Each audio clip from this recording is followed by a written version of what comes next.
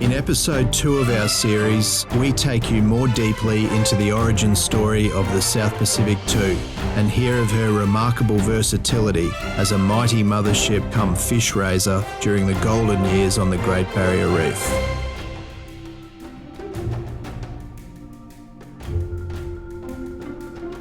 We also examine the major works completed as part of the first of her refits in 2016. In episode 1, we trace the pedigree of Beryl May II, as she was originally known, the product of an international collaboration in design and construction between two venerated firms, Eldridge McInnes of Boston and Norman R. Wright of Brisbane. The 115-year history of Norman R. Wright Sons parallels the longevity and resilience of its vessels. While slowly migrating downriver, the company's continuing presence on a famous stretch of the Brisbane River anchors this yard in history as one of the last standing in a once prolific location for shipwrights and sailing. By the 1960s, Norman R. Wright was firmly placed among Australia's finest shipbuilders and designers. Ron Wright, the second generation of family to work in the factory, was recognised as Queensland's first officially qualified naval architect. However, new challenges had surfaced, including from breakaway companies staffed by ex-employees. Boats such as the Beryl May and Barley High firmly reinforced Norman R. Wright's construction and technology leadership. Everybody is on about passage makers. Well, those are real passage makers, and that was 60 or 70 years ago. They've been building passage makers before it became a trendy term. The firm's original shed was acquired by a 24-year-old Norman Wright in 1909. Norman Wright had obtained a loan to purchase the rundown Newstead site, and from there, a procession of champion racing skiffs, schooners, steamships, ferries, and luxury private vessels emerged from its humble doors. I always get staggered by the number of boats that my grandfather built and designed with a grade 3 education, designing and building, a 100-footer. And he would work out the displacement by making a whole lot of little triangles and working it out that way. And you just go, it's so hard to do. And during the war, there was one day when he designed the Mary Rose, Dad always said he worked for 3 days straight, hardly ate, and it was just catnap while they got this design done. Massive work ethic, this huge energy, which I've always been a huge admirer of. The Beryl May was launched at the second of Norman R. Wright's sheds at Quay Street, Bulimba. The move to Quay Street in 1936 was a defining moment, and the company took things to a new level in their newly constructed Bulimba home. My favourite shed in many ways was the old Quay Street shed, just because of the memories. The Quay Street shed was fabulous for a beer on a Friday afternoon. It had so much atmosphere, but you had to work in the rest of the week. Yeah, the dirt floors, with about 1 foot thick of sawdust and shavings, and it was a classic shed.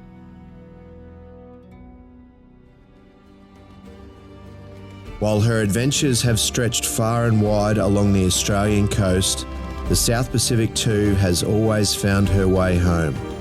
The South Pacific II is unique in many ways. Unique in design and build pedigree, unique in looks, unique in performance and efficiency, and singularly exceptional in function, as the Jennings family discovered testing the boundaries of her versatility. The size of the boat, we're talking a massive vessel, and she was so economic that you could take all this comfort out fishing and burn no more than 1 gallon an hour. We used to often run on one engine and then start the second engine when a fish came on. It became a well-known mothership for game fishing up in Cairns. And those days, you counted your dollars. And so we said, listen, fellas, we've got the comfort, we've got the operating costs right down, and we started to build a considerable business with people not wanting a game boat, just wanting to go in South Pacific too. The game fishing was done basically out of game fishing boats. And we said, no, why not put a mothership up there, and then you can have a smaller game fishing boat. And that's what we did. And we used to tow our small boat up from Brisbane to Cairns, and then we'd game fish. And the word got around so well that the Americans got to know us. And then we had bookings and bookings. And that's when Sally started to join us with the cooking, and she became a master. People used to ask me, who's doing the cooking? Her name had got around. Is it Sally? Yes. Good, we're coming. That's when he became Sally's father, not the other way around. That's right. I was Ron Jennings' daughter for years, and my dad suddenly like, I'm Sally Jennings' father. Game fishing boat used to take off in the morning, and there Ron was sitting on the mothership, nothing to do, you know, except just... Oh, heartbreaking, Dad. A moment ago, it was great. Off they'd go, and I could relax all day. He used to be up there looking, saying, they're hooking up. Someone's hooked up. I said to Sally, come on, we got to go out there too and start fishing. And how are you going to do that, Dad? I've got an idea. We'll put a game chair on the back down the lazarette hatch. And we'll put the two outriggers, set them up, and off we went. On the best part. Oh yeah, that's right. I had a lookout from up the He back. sat on the cross trees, the spreaders of the mizzen mast, and he'd set up a little thing with throttle control up there and a steering wheel. Yeah, and it all worked very well. And he modified the aft awning to fold back. Yeah. So the angler could see the angler. And you could see the angler and the rod. And you had a second set of controls on the aft cabin too. So when you were hooked up, you'd come back and fight the fish from there. It was hilarious. And that folded back awning at the back was the most wonderful viewing deck. You know, so we'd all sort of sit up there and sunbake and stuff. And we hooked up and caught some decent sized marlin. But, you know, a game fishing boat is built for its maneuverability, you know, to be able to, you know, chase down on a fish, do a lot of reversing. Well, our fishing in the South Pacific doing that was sort of like slow-mo. You know, like a game fishing boat would chase a fish that way, but we'd go, oh, the fish is going that way, here we go. Look out, coming around the stabilizer caravan. And honestly, the other game fishing boats, if we ever hooked up, it would be like bees to a honeypot. They'd all start fishing over our way because it was just such a spectacle to watch. We'd be facing this way, the fish would be jumping over here, and anyway, we got them. And one week we were mothershipping with the Dyfkin and the very famous Captain Peter B. Wright, and we outfished him. Remember? The game boat, and his charter were looking at him and looking at Ron. About 6 or 7 marlin just moving between reefs, because, you know, Peter'd say, we want to be up at number 8 night, Brisbane Reef. So Dad would pick up and they'd troll their way up the reef and catch 2 marlin on the way, and Pete wouldn't get one. We certainly did. Yeah, we often thought that there might be something, you know, they talk about the vibrations of motors, and we actually thought that maybe South Pacific's got a bit of a fish attracting sound about it. Wouldn't miss it. Yeah. Cheers. It was pretty good. There was no... The guests used to love it. Because they had a nice, comfortable boat to fish from. Yeah. They had a good chef. We could have beautiful hot lunches and... They didn't put up with the yacht all day long in a small game boat. And the big mothership used to just move along. And when we hooked up a fish from up the top there, I could see what was happening. And we'd reverse the old girl, and she'd go back. Everything was in slow motion. Yeah. Catching a marlin from the South Pacific, wasn't it? It was all slow motion. Yeah. There was no hook up, wine, put a tag in it, go. It all happened over about an hour. It was. Yeah, you got your money's worth. It was very gentlemanly. Yeah, that's right. Be patient. Yeah. The Sagantos are only the third owners of the South Pacific II in 65 years, and shortly after becoming her custodian, Rob Saganto initiated the boat's restoration process with significant layout changes and repairs undertaken in 2016. I like the idea of, like in all boats, you spend most of the time out on the aft deck, and we just threw these ideas around of how we could best utilise that aft deck and came up with what we did, which was basically flatten the aft cabin and just create that space. And when we first came with the idea, I talked to Bill Wright about it. I thought it was a bit crazy, and he said, no, well, that's actually makes a lot of sense. This boat was actually built for the southern climate and wasn't actually designed for the tropics, but where it gets spent is you're spending all your time outside. So, and of course, Bill Wright, who's going to get the project to build it anyway, of course, we said, yeah, of course you can do that. Like all projects did, that then triggered, we had to lift the deck on the aft deck, so we said, well, we might as well do all of the decks, and which we did, and that was a major project, and the results have been really good. Part of the challenge was with the old decks, which were 50-something years old, was you always find, like all old boats, there was always a dampness in the cabins. And until you actually replaced all that decking and glassed it and sealed it and glassed it and redecked it again, we've removed that. So it was a job that had to be done, and we just managed to do it early, which was, and we're really happy with the result. That aft deck's fantastic, and spent a lot of time on there, and really adds to the boat. We redid the galley, and we basically gutted it and rebuilt it. I think the other big change there was just putting access from the galley onto that aft deck and just open up the boat. And the galley's great. The windows on either side are just so great, because that's another thing, is that people would come around and talk to you through the window all the time. I would always leave the leftover from any meal on a plate on this window, and it would be gone by the afternoon, because people would just come past and pick up whatever it was and have a snack. If you timed it wrong, you'd walk down the side deck and Sal would be throwing out her chopped veggies through the window, and you'd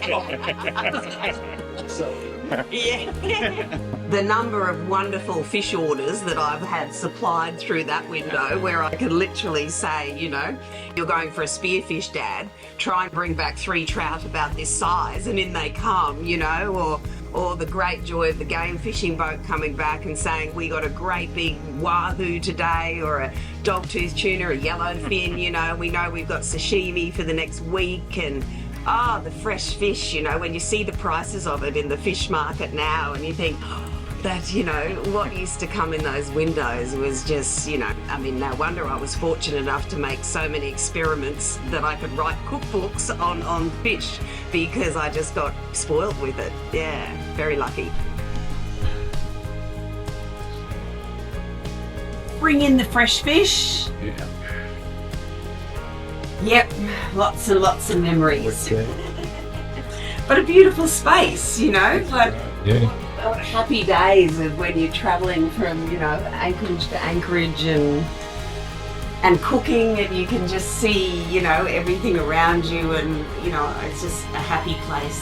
This was my happy place. But we did used to have an interesting feature here, was that I could roll a door through here and close it off. So not that I was closing off the people, but when I was sort of ready to serve dinner and it was all that high stress right before service, I quite enjoyed closing this off. And whenever we had women on board, which obviously we often, the groups of men are more common, but I would often have women sitting here, and I'd think, why don't they want to go out and enjoy the fresh air and stuff? And eventually I realised they used to just love being able to sit there and watch someone else have to feed everyone. So they just sit there and ask cooking questions, but really enjoy that they have to do the feeding of the troops, of the crew. Yeah. I remain quite an organised person because you had to be, because we'd go out to sea for 2 months. So we'd always, load up in cans. I mean, Dad and I did a passage from Brisbane through the Whitsundays. We'd sort of do a couple of months doing those bottom fishing charters. That's really hard work. And people, 10 blokes on the boat, lots of food, having to come out of the galley all the time. Then to go up into the game fishing season was just like, we've stepped up into, like a bit more 5-star. But we'd load up in cans, fill up with fuel, water, and every nook and cranny on the boat had provisions tucked in it. And Dad always used to say, as we'd steam out of cans, you know, the boat was sitting about as low as she could, that water wouldn't come in portholes and stuff. We really, you know, were so low in the water. But we'd go out to sea, and that shop, that provisioning really lasted 2 months. The only thing that we would restock would obviously be fresh fruit and vegetables. And we used to have to sometimes do a run into Cooktown, but and oftentimes it would come in, and all you could afford the space on a seaplane was a couple of cartons. So you really had to be extremely organised about how things would happen, and how to use it all up, how to, you know, not use it up too quickly. And what was beautiful about the South Pacific is standing, God, I spent so much time standing right there, but standing right there, all that's happening here in the saloon and all the, you know, stories and the fun and everything, you're very much a part of it. And that was a really great joy, because I never felt like, you know, and I could listen to all of Dad's stories over and over again, you know. It's the same thing every time a charter gets on the boat. They want to ask, you know, all about these things. 10 years that Dad and I, you know, worked together, all that time, you know, we say it all the time. It's just like precious memories of our life, you know, that we had a father-daughter team going like that. It was brilliant. We've ditched the LPG. That was just becoming a bit of a problem with survey and everything, so they got rid of the LPG and we moved to a 240 volt system running on the Isuzu generators downstairs. This has all sort of changed completely. They added the back door in, as well as keeping the 2 side doors. And yeah, it's really opened the boat up and made it a lot more usable in bad weather as well, when you got the rain coming in from the sides. Rob wanted more of an outdoor sort of Queensland style boat, because we've got to remember it wasn't a Queensland design when it was built. So therefore outdoor living is what it's all about. We've cut the deck back, new beach decks laid, and they're just epoxied down, so there's no fastenings. And then this table is a real centerpiece. Wrights had this idea. They saw this, you know, beach deck coming up, and so this is actually the original beach deck, which they varnished over. So it's a nice nod to the history of the boat, you know. You just have a game chair here, which is hilarious to think of such a big boat doing game fishing. And then they had their crow's nest up the back mast as well. So, and then we obviously added the new duckboard as well, just a bit of a bigger platform there. Got rid of the aluminium, what was called the cheese grater. We got rid of that. So it's a real nice area out here now. This has been a good thing, I think. Oh yeah, totally. You know, because this coach house used to come all the way out. Have you been down? I didn't really. Yeah, this and our dining table was across this way, and you'd go down here into the aft cabin. But this is a great innovation. What a beautiful dining area to be out here. Just sit at the dining table underneath the stars. It was just glorious. She used to say that there was no restaurant in, you know, the world that could, you know, be in that position. It was just so beautiful. But Sal, have you felt all this different space down here now?